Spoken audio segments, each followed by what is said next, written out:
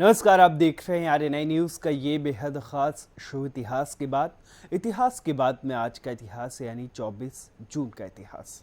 आज के इतिहास में आपका स्वागत है। मैं हूँ आपके साथ गुफरान खान। आज के इतिहास में आपको ले चलेंगे 24 जून के सफ़र पर। तो चलिए 24 जून के सफ़र पर।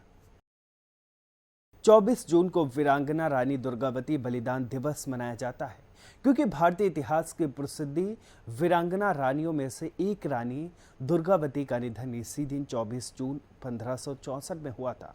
कौन है रानी दुर्गावती? दुर्गावती को बचपन से ही तीरंदाजी, तलवारबाजी और घुड़सवारी का शौक था। वो बचपन में पिता के साथ जंगलों में शिकार करने जाया करती थी। 1542 में 18 साल की उम्र में उनकी शादी दलपत शाह से कर दी गई। कुछ साल बाद रानी ने एक बेटे को जन्म दिया जिसका नाम वीर नारायण रखा गया। बेटा 5 साल का हुआ ही था कि उनके पिता दलपत शाह का निधन हो गया। रानी ने अपने बेटे को गद्दी पर बैठाया और गोंडवाना राज्य की बागडोर अपने हाथ में ले ली। 1562 में अकबर ने मालवा को मुगल साम्राज्य में मिला लिया और रीवा पर आसफ खान का कब्जा हो गया। मालवा और रीवा दोनों की ही सीमाएं गोंडवाना को छूती थी, इसलिए मुगलों ने गोंडवाना को भी अपने साम्राज्य में मिलाने की कोशिश की।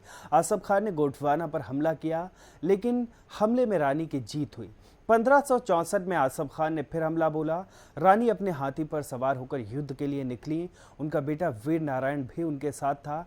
युद्ध में रानी को शरीर में कई तीर लगे और वो गंभीर रूप से घायल हो गई। उन्हें लगने लगा कि अब जिंदा रहना मुश्किल है। तब उन्होंने अपने एक सैनिक से कहा वो उन्हें मार दे, लेकिन सैनिक ने ऐसा करने से मना कर दिया।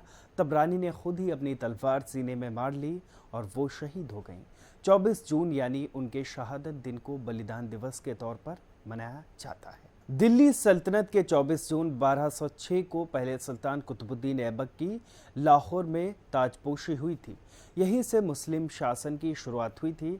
भारत में एक ऐसी सल्तनत स्थापित की जिस पर अगले 600 वर्षों तक यानी 1857 तक गदर मुस्लिम शासक शासन करते रहे। कुतुबुद्दीन ऐबक के बारे में कहा जाता है कि वो तुर्की के ऐबक कबीले के थे, लेकिन उनके पिता और कबीले के बारे में ज़्यादा जानकारी नहीं है। इतिहास की किताबों में उनके जन्म की तारीख 1150 दर्ज है, लेकिन निश्चित रूप से कुछ भी नहीं कहा जा सकता है। कहा जाता है कि इसमें चाहमान यानी राजपूत राजा पृथ्वीराज चौहान की हार हुई थी। पहली हार के 1 साल बाद गौरी 1 लाख से अधिक अफगानों, ताजिरों और तुर्कों की एक बड़ी सेना के साथ मुल्तान और लाहौर के रास्ते तराइन पहुंचा, जहां पृथ्वीराज की 3 लाख घुड़सवार और 3000 हाथियों की सेना ने उसका रास्ता रोक दिया और एक भयंकर युद्ध हुआ। तराइन के दूसरे युद्ध में मोहम्मद गौरी ने यह रणनीति अपनाई कि उन्होंने अपनी सेना को 5 हिस्सों में विभाजित कर दिया और उन्हें अलग अलग पोजीशन पर तैनात कर दिया, जबकि 12,000 सैनिकों की एक सेना को युद्ध में उतारा, जिसने योजना के तहत पीछे हटना शुरू कर दिया। लेकिन फिर 4 जगहों पर अलग अलग कमांडरों के नेतृत्व में तैनात सेना ने पृथ्वीराज की सेना को चारों तरफ से घेर लिया और पीछे हटने वाली सेना ने भी पीछे मुड़कर लड़ना शुरू कर दिया। ऐसा कहा जाता है कि पृथ्वीराज चौहान अपने हाथी से उतरकर घोड़े पर सवार हुए और युद्ध के मैदान से पीछे हट गए।